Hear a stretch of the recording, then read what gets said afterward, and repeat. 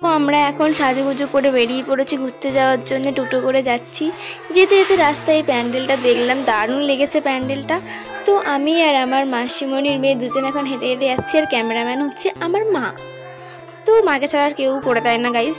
তো ফার্স্ট প্যান্ডেলটা আমার দেখি একটু কেমন অন্যরকম লেগেছে, একটু থিমটা একটু অন্যরকমই ছিল, ঠিক আছে। প্রথমে ছিল লাইট দিয়ে এরকম সাজানো, তারপরে ছিল একজন হচ্ছে গিয়ে ওই যে ঠাকুমার ঝুলি, যে ঠাকুমাটা না, ওই ঠাকুমাটার মতন লেগেছে। তারপরে ভিতরে ঢুকে আমি পুরোই অবাক, মানে নানান রকমের কালারের আর কি জামা দিয়ে সাজানো হয়েছিল। তারপরে ভিতরের দিকে যখন আমি আরোই ঢুকলাম গাইস, মানে যেখানে কালী মা ছিলেন আর কি, ওখানে মানে গোটা দেওয়ালে ঘড়ি ঘড়ি দিয়ে সাজানো, আর কিছু বলারই নেই। একটু অন্যরকম থিম করেছে, বেশ ভালোই লেগেছে। তারপরে যে প্যান্ডেলটা এলাম, বাবা রে বাবা, এত ভিড়, মানে পুরো চেপে চাপে পাঁপড় বানিয়ে দিচ্ছে আমাদেরকে, কিছু বলারই নেই। তাতেও মানুষ ছবি ভিডিও মানে তুলতেই আছে এত ভিড়ের মধ্যে, কি বলবো আর। তারপরে ওই মানে প্যান্ডেলটা ঢুকতে তো গলি গলি, মানে গলির ভিতর দিয়ে অন্ধকার গুহা, মনে হচ্ছে গুহার ভিতরে যাচ্ছি ঠাকুর দেখতে। তারপরে গুহা দিয়ে যদিও ঠেলে মেলে পাপড় চাপড় হয়ে চিপে চাপে যদিও একটু ঢুকতে পাচ্ছি, আর কিছু বলারই নেই এখানে। তারপরে ফাইনালি ঠাকুরটাকে দেখতে পাবো গাইস, কখন পাবো আমি পাচ্ছি না। তো এবার ঢুকবো মনে হয়, মানে ঢুকতেই দিচ্ছে না গাইস, পুরো ঠেলে মেলে পিছন থেকে বের করে দিচ্ছে মনে হয়। তারপরে ফাইনালি ঠাকুরটাকে দেখলাম, বাবা কষ্ট হয়ে গেছে। ওখান থেকে আমরা পুরো এলাম এখানে তমলুক 5 স্টার ক্লাব বলছিল, তো এটা 5 স্টার ক্লাবের আর কি প্যান্ডেলটা। ভালো লেগেছে আমার, খুব সুন্দর লেগেছে, দারুণ করেছে ওরা। এখানেও সেই সেমই, মানে ঘুরতে গেলে তো এরকম বলে না, মেলায় গেলে তো ঠেলাই খেতেই হবে, ওরকম ব্যাপার আর কি। ঠেলা খেয়ে খেয়ে গাইস ঘুরলাম, খুব সুন্দর লেগেছে আমার এই প্যান্ডেলটা, এখানে কিছু বলারই নেই। তো এখানে ঠাকুরটা ওই ঠেলা মেলা খেয়ে দেখতে যাচ্ছি, তো দেখো তোমরাও, দারুণ দারুণ লেগেছে আমার। এখানে ঝর্ণা করেছে, ওয়াও নাইস। পরে আমি আমার মা একটু পোজ দিয়ে দিলাম গাইস, নাটক তো আমাদের শেষ হয়ই না, কিছু বলার নেই।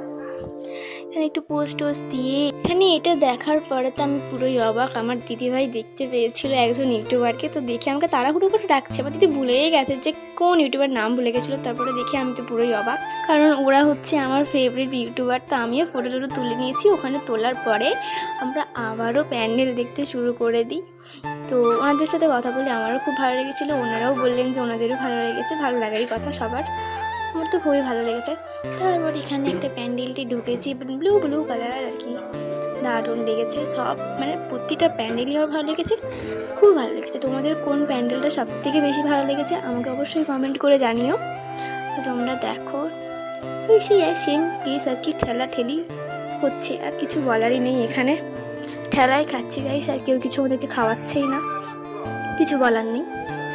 তো সব জায়গায় ঠাকুর দেখলাম, খুব ভালো লেগেছে। তারপরে এইখানের ঠাকুরটা পুরো কিউট কালী মা, আমার তো দারুণ লেগেছে গাইস, জাস্ট ওয়াও, খুব সুন্দর। তো এত জায়গায় ঘুরে টুরে আমার পায়ে তো ঠোসা ফোসা পড়ে গেছিলো, পুরো পা ব্যথাই হয়ে গেছিলো, সবাই টায়ার্ড হয়ে গেছিলো। আমার তো খুবই বিরক্ত লাগছিল, একটু আর ভালোই লাগছিল না, মন চাইছিল না যে আরও প্যান্ডেল দেখি, ঘুরি, ঠাকুর দেখি, আমার একটুও ভালো লাগছিল না।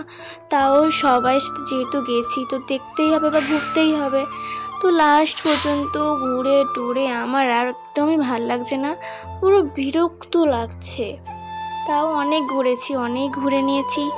তো এখানে ঠাকুরগুলো দেখে তো লাস্ট পর্যন্ত আমি আমার তমলুকে যাওয়ার ইচ্ছে ছিল একটাই কারণে, তমলুকে রাজবাড়ি দেখবো, এটাই আমার ইচ্ছে ছিল।